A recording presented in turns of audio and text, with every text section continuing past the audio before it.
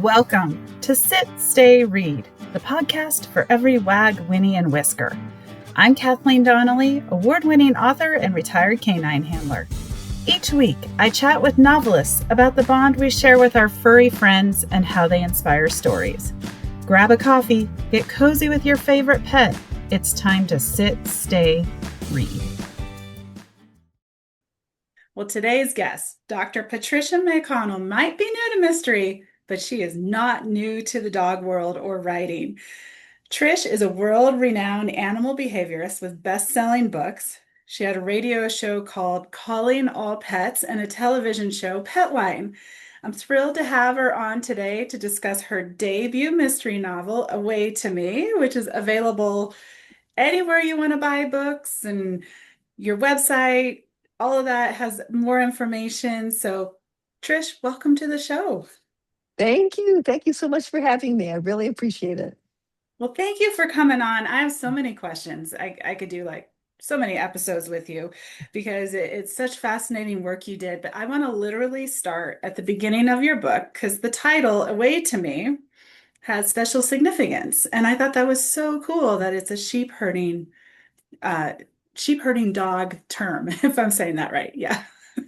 Yeah, that is awkward, isn't it? Yeah. Yes, it is indeed. It's two things actually. It's a cue to send dogs to go counterclockwise around the sheep, but it's also a metaphor for the protagonist, Maddie McGowan, who is like all of us. She has stuff, right? Yeah. She has stuff, and she pushes people away, but deep inside she doesn't even know it how much she wants them to come to her, to me. Yeah. So Away to Me is a kind of a metaphor also, and also hopefully heaven help us, me. This is the first book of a trilogy, Away to good. Me. Okay. And then come by, which means go left or go clockwise around the sheep. And then the last one, that'll do. Oh, I love it. And that was going to be one of my questions is this, I was like, I hope this is a series because it was a fun book to read, fascinating book to read too. Like great mystery, but as a dog lover, the animal behavior, and of course that's your background. So much fun. Thank you. I really appreciate it. Yeah. As you stated, I've never written fiction, and fiction is incredibly easy to write badly and really hard to write well. And I love learning the craft of writing fiction. Yeah. And I have a long way to go, but people seem to have said wonderful things about the book. So it was very hard and I loved it. I absolutely loved doing it. It was really fun learning to write fiction.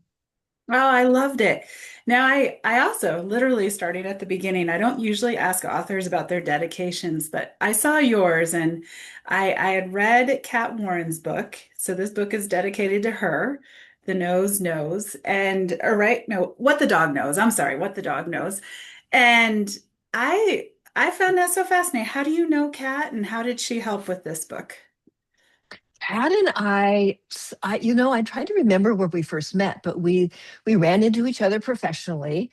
Okay. I absolutely adored her book, What the Dog Knows, New York Times best-selling book, right? Yeah. She taught writing for years until she retired relatively Okay. recently. But we sort of ran into each other, and somehow we both found out that each one of us was delving into writing fiction. All Okay. her books, she wrote a memoir, I wrote a memoir, I've written nonfiction. So we came up with let's form a writing group of two. I love So it. we have met on FaceTime literally for well over 4 years. Wow. Once a month. We're talking tomorrow. Nice. Tomorrow, the day of recording. And we send each other our work, and then we critique, we give feedback, we brainstorm plot Nice. together, we talk about character development. And so she knows this book better than anybody else in the world, besides me. And Cool. I am overwhelmed with gratitude. Oh, I love it. I love it. I saw that in What the Dog Knows is an amazing book, and I thought that was so neat. Yes. I thought what a fascinating tie-in and so awesome. Well, let's talk a little more about more than just the beginning. Give us kind of an overview of the storyline. You have this wonderful character, Maddie. She's just someone you immediately bond to as a reader. I don't know how else to put it. You immediately like her. She's definitely someone you're going to root for. So tell us a little bit about the story and where Maddie's character came from. Yeah, thank you. So Maddie McGowan, mid 40s, animal behaviorist, lives on a small farm in Mhm. southern Wisconsin. She, I just have to interject by saying that when I first started writing Maddie, I knew the character description, Mhm. right? I had a description all Yeah, figured out about, who she's going to be and sort of how do I develop that right. character, and I had all the demographics, right? But it wasn't until I would say at least halfway through, that I started to feel like she was developing as her truly, truly own person. She was like a Okay. photograph in a dark room. If you've ever seen a photograph develop in a Yeah. dark room, it's just white piece of paper, and then the picture just gets stronger and sharper. And Yes. and so by the end of the book, I was like, I mean, I feel like she's one of my good friends. She's so not me, and yet we share a lot. She's an animal behaviorist. Hmm. She has work collies, Yeah. the sheep herding trials. So we absolutely share a lot, but she's very different. Um, she has stuff in her background. She's She pretty does. much stays in her lane, and basically the book starts. The first chapter of the book, her sheepdog, one of her two good friends, and she really sort of has two friends. One of her dear friends, George, who was her sheepdog training mentor and has become a good friend of hers, is actually shot at a sheepdog trial, absolutely out of the blue. He's Wow. standing at the post. And and Maddie is recovering from that when she's asked to go help her local shelter, as she often volunteers. She's asked to go help Yeah. them with a half dead, defensively aggressive German Shepherd who's found at the side of the road, almost dead. Nobody can get in the cage with him. And she ends up fostering him. I love And that. he's doing okay. And sort of life is, she's getting over losing her dear friend George and going to sheepdog trials and doing okay. She's very much intermediate. Yeah. Things are sort of settling down a little bit and doing okay. And then she goes home one day and one of her dogs is gone, God. just gone, not there. And the rest of the book is her finding him. The rest of the book is her risking Yeah. her life to find him in spite of all the things. And many things happen. Many things Yes. happen. Yes. Yes. Yes, and there are other people involved. She gets there's a encounter with a shy shelter worker. um, I will admit to you, I wrote a sex scene for the first time in my life. Can you imagine, from Mhm. nonfiction? I was a wreck. I was absolute Yeah. nervous wreck writing a sex scene. But I did. And my favorite line from the book is that, and Jack is her border collie, and something about them doing it right there in the grass, and Jack runs back to the house in horror. That was a good. That was And good. I'm thinking about writing a blog about what do dogs think of us when we're doing it I anyway. know. I know. Well, that would definitely be a question for you since you're the animal behaviorist. So Well, maybe I should that branch might be a out to good other blog. fields. Yeah. Great blog post. Oh my gosh, I love it. Yeah, it was a great scene and Maddie has a past and we won't give any spoilers. I never do. I should say I never. I should do my best not to do spoilers on this show. But she had a really interesting past, and I loved how you weave that in. I'll kind of just leave it there so readers and listeners can find out more. But uh, it definitely came Yeah. in.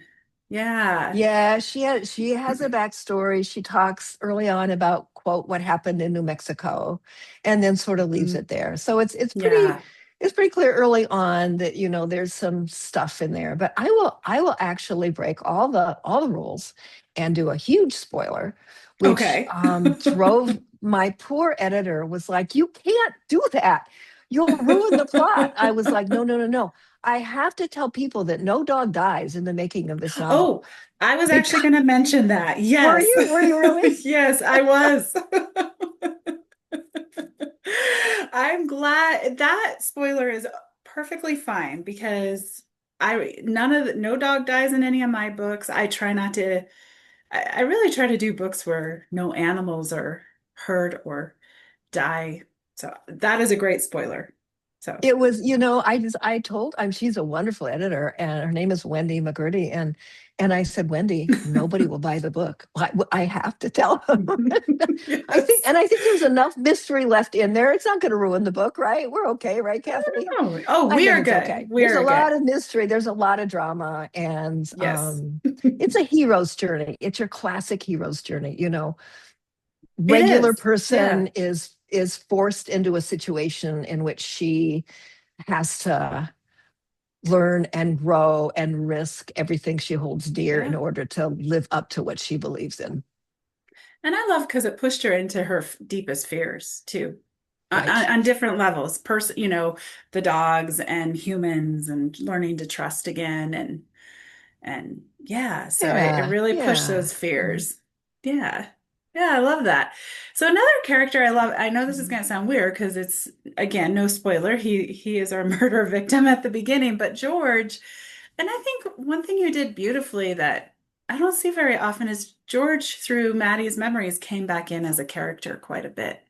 And so we had Mhm. this insight into him. Like you started feeling as pained about losing him as Maddie did. Was that something you always wanted to do, or was that something that developed through edits? Or he's just a really fascinating character. I think that's a great question. It was really, when you're writing fiction, it's really, what you want is you want people to live in this other world that you created, right? And Yeah. so you want people to feel what Maddie feels. You want them to hear the bird song. You want them to be living on her little farm, right? Yes. You want to watch Jack the border collie s- be a black and white streak across the green grass to go herd a group of sheep, right? So I worked really hard to create a world in which you could do that. And so, Yeah. George was one of her absolute best friends, and she was gutted when he died. So, Yeah. yeah, I mean, I couldn't possibly just sort of like, well, he's dead now, you know, Right, right. he's dead now. Right. Yeah, he's gone. So, yeah, I mean, he was critically important to Maddie, and she was gutted by his death. So, yeah, Yeah. so as would happen with any of us who lost somebody that important, you don't Yeah. shake it off that fast. Yeah. No, no, they're always with us. And you're right, you don't shake it off. And George was such a great character. And I'm curious, did you have a mentor like him? Is he based on anyone real? Is there, and hopefully He still alive, a real George he out there? he actually is. Okay. People ask me often, are the clients that Maddie sees as an animal behaviorist based on Yeah. anybody? And I answer like they are always based on of some version of cases that I saw. Mhm. Amalgamum. I Yeah. was really careful about client confidentiality. Yeah. Um, but George is based very much, I mean, obviously a lot of details are different. Yeah. George is based on a man named Scott Glenn, who was one of the two Nice. top handlers, a goat in North America. He actually lives in Canada. He's married to a marvelous Wow. woman. I'm going to do a podcast with her very Oh, soon, Jenny fun. Black. Oh, nice. She's just kick ass. And she's becoming a kick ass big deal handler herself, and Nice. which is really fun to watch, and a great writer. So Scott Glenn is just one of the kind, he's just such a kind man, and he's Yeah. so on your side. And yeah, so I very much thought, I actually contacted Jenny once and said, oh, I just killed off your husband, I'm so sorry.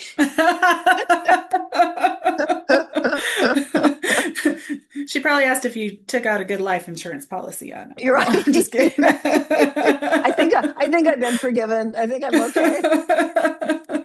Well, he's a wonderful character and he felt so real. So I was curious, and it's such the sheep dog herding world is such a interesting world. I've had very little, I've been to stock show in Mhm. Denver, and they have some Mhm. trials there. So just witnessing that small amount, it's so fun to watch. And wow, what a partnership with the dog. And so I thought you really probably do need a mentor who can help you Oh, figure this out. it is so hard. It's and so challenging and fun and exciting. And I mean, there are three species and everybody has their own agenda, right? Yeah. Um, and the one who has the most different agenda, obviously, are the sheep. But Yes. it's really important.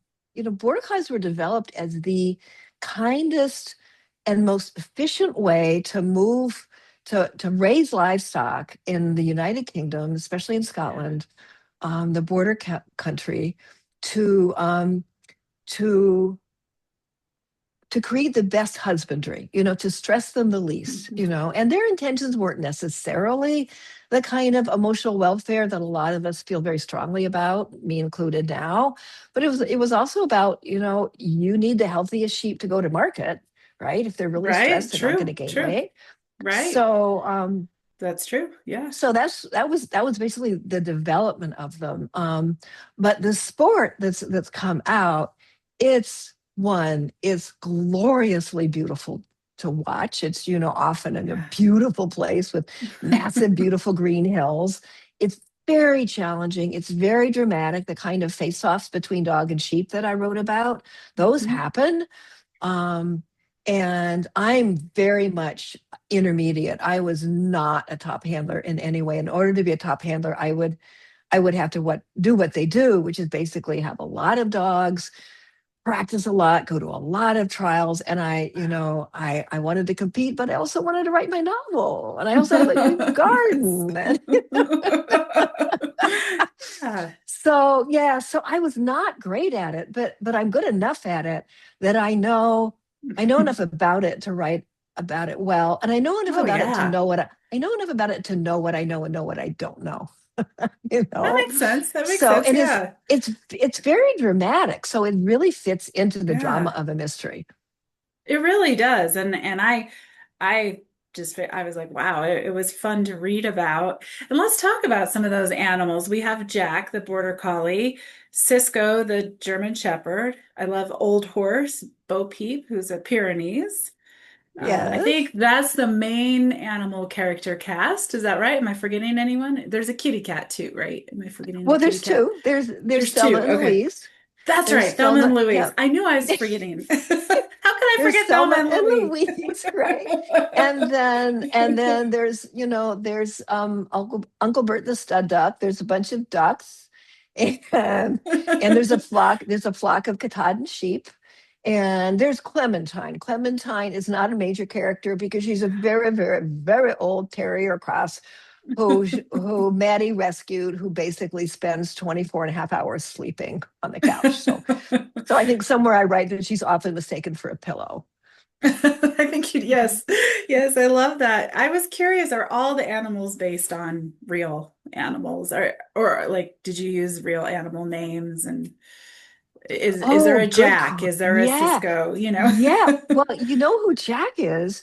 Jack is very intentionally named. Jack is the name of the son of my literary agent, Oh, very fun. who Okay. is Jennifer Gates, who is with Avitas Creative. And she has just been fabulous. She was my agent for The Other End of the Leash and for The Love of a Nice. Dog and for my memoir, The Education of Will. She has been there with me, ever since the very beginning. And yeah, so Jack is her son, right? He's a really cool That's guy, it fun. sounds like. Yeah. And all the other names are just names that sort of worked and fit with one Okay. exception. My I have sheep. I had a big coyote problem when we had lambs, and one Oh, of my first Great Pyrenees was named Bo Peep. And okay. when I was trying to figure out how to name the Great Pyrenees, who lives on Lonely Owl Farm with Maddie McGowan, I was like, I just kept coming back to it because it was like, there's no better name in the world Mm-mm. for a sheep guarding I dog know there is. I than loved it, Bo Bo Peep. Peep. So yeah, Yeah. so I stole that one from my own farm because I couldn't resist. I love it. And obviously Thelma and Louise, like I said, how could I forget them? We know who they're named after. So, and if you don't know who they're named after, then Then you should go see the movie. you go see the movie. Yes, Right. exactly. Well, I found it really fascinating learning about some of the dog behavior, some of the things that you probably dealt with in real life, and you wove it beautifully into the story. What do you want readers to take away from that information? Yeah, thank you for that question because I did not intentionally set out to write a book in which dog lovers who weren't totally enmeshed in the dog training world, would Yeah, learn more about canine behavior. I really didn't set out to do that. I set out to write a good story. Set yeah. out to write a believable story about a person that hopefully, I'm so glad you liked Maddie McGowan, that Yes. people would fall in love with, along with the land and the farm and the animals. Um, but I, fiction is really hard to write, and It I've never is. written it. And I'm happy to say I have no experience with murder. Really happy to say. So that was That all is a good new. thing. So my intention originally was just write, write what you know. So I Hmm. intentionally made Maddie McGowan an animal behaviorist because I know that, right? You Yeah. know, it has a lot of dogs in it because I'm me and how, of Mhm. course there are a lot of dogs in it, right? Um, but as I was working through it, maybe half, two-thirds of the way through, I started realizing just what you were saying. It's like, oh, people could learn something. Yeah. I was just interviewed for a weekly newspaper. Oh, cool. And somebody said, you mentioned, some things about dog behavior and animal behavior that, and he asked me also, was it intentional? He said, for example, I didn't know that all dog wags weren't friendly. I thought whenever a dog was wagging his tail, it was I know. friendly. I did too. And I was like, no, actually, I can't tell you how many clients sitting in my office when I was a working behaviorist said, but he was wagging his tail right before he bit, right, somebody. Hmm. So a stiff body and a slowly wagging tail is not friendly. It's It's really not friendly interesting. at all. You need to look at the whole body. If the body is loose and they're wagging from the hips back or the shoulders back, right? That's Yeah. super friendly. But a stiff body, what we think a wagging tail means, we think, again, um, is a wagging tail might have something to do with I am interested in decreasing the distance between us. Oh, That, interesting. Okay. but that doesn't mean it's for a friendly reason. Right. So if Right. the dog is say the dog's body is stiff, they're staring at you directly. Their Hmm. mouth is closed and their tail is wagging really slowly. It's like a cat looking at a prey animal. Oh, that Right? makes sense. That makes a That lot of that sense. Yeah. that is literally if you're gonna, Yeah. that is not a dog to reach out to try to pet Yeah. That makes a lot because of sense. that dog is telling you, don't no, mm, mm, mm, mm. Yeah. I'll get closer to you, but you might not like it. So I learned while writing this, while I was learning about writing fiction, that one of the reasons a lot of people like fiction, part of what they like about fiction is that they learn things about other fields, you know. Yeah. So Yeah. we learn about being a lawyer, Yeah, that's true. right? Thank Making you, a John very Grisham, right? exactly. I just ordered his new book, and I was just thinking of John Grisham. I don't know what it's like to be a lawyer. I don't know what it's like to be in a courtroom. Um, who knows what it's like to be a bail bonds person like Sarah Paretsky? I mean, You're right.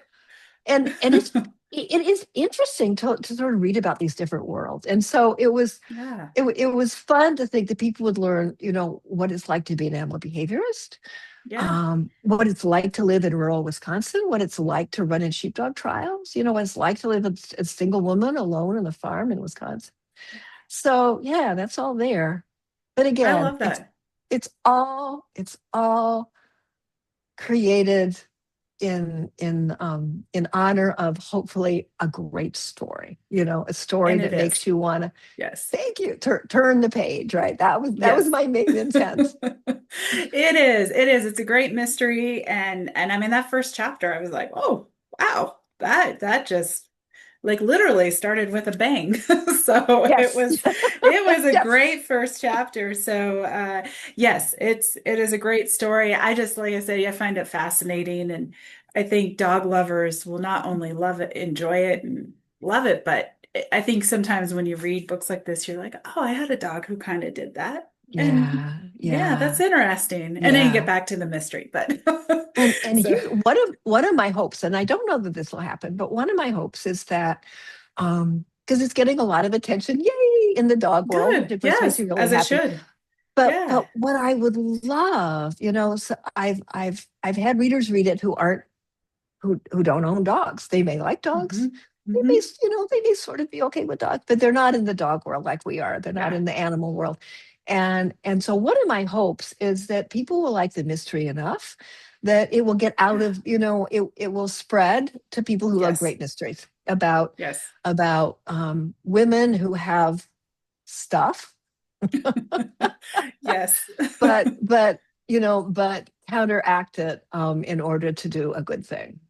Yes, definitely. I agree. I hope it does spread because it's a fantastic book, and we like, did we already talk about you have more coming out, right? This is a did we talk about that on the air, or I'm Well, so yeah, sorry, am I no, no, no, forgetting? no. Oh, your brain is just like mine. I love you even more. All right. I'm glad I'm You not did. alone. No, you so not. Believe me, I I have plans, hopes, dreams for a trilogy. I've already Good, started Come good. By, and then hopefully I will live long enough because I am an old lady. Hopefully I will live long enough to write That'll Do, which of course means your work is done now, dog. So Okay. Nice. That is fantastic. Yeah. Sorry about that. I was like, did we talk about that before we started recording or after? So this is I'm you are glad living you you are living in my brain. It I happens to love all it. of us. Well, I look forward to more books in the series. And we talked about your website at the beginning, but let's come back to it again. Is that the best way for readers to reach you? Social media, Yeah, let us know. absolutely. And it's simple. It's just my name. It's patriciamcconnell.com. And you can learn about events. I'll be on book tour in Wisconsin. I'll be in Texas Nice. on book tour Oh, in Houston and nice, Dallas nice. and San Antonio. Yeah, it's really Yeah. fun. And also, all my other books. I've written a whole series of dog training books and booklets. Those are Yeah. all there available. So yeah, patriciamcconnell.com sort of fills you in on just about everything that's going on Fantastic. Do you except for do a my news? shopping list. Oh. I don't have shopping. Well, I won't send you out to the market for me. Don't we And wish it and would be that easy? yeah, and when you go to the website, you have a chance of joining my newsletter. Yeah, so Oh, good, they'll good. update you, and it's like once a month, maybe. I promise you, you will not be overwhelmed by stuff, and nobody ever, Okay. ever, ever, ever gets the names on that list. So don't worry about that. That's good to know. Are you on social media as well? I'm on Facebook and I'm on Okay. Instagram, Perfect. Right. so So you can readers find can me find you easily. there. That is awesome. Well, oh my gosh, I could talk to you for hours about dogs because it's just the best subject ever. But thank you so much for coming on the show. Thank you for having me. And Yeah. I love the concept of your blog. I listened to a few, Thank and you. anyway, yay for you for starting this. Thank you. Thank you Yeah, so this is much. just a great blog. What a great topic. And yay for you. So Well, good thank you work. so much. Thank you. And everyone, the book is Away to Me. It releases, it should be the air date. So it releases today. You can order it anywhere you want. And until next time, keep your tails wagging and pages turning. Thanks for joining me today. Sit, Stay, Read is a part of the Authors on the Air Global Network. If you enjoyed today's author interview, be sure to leave a review and share the episode with a fellow animal-loving reader. If you're curious about the world of working dogs and wilderness adventures, please check out my books at KathleenDonnelly.com. Until next time, curl up with your best furry friend and sit, stay, read.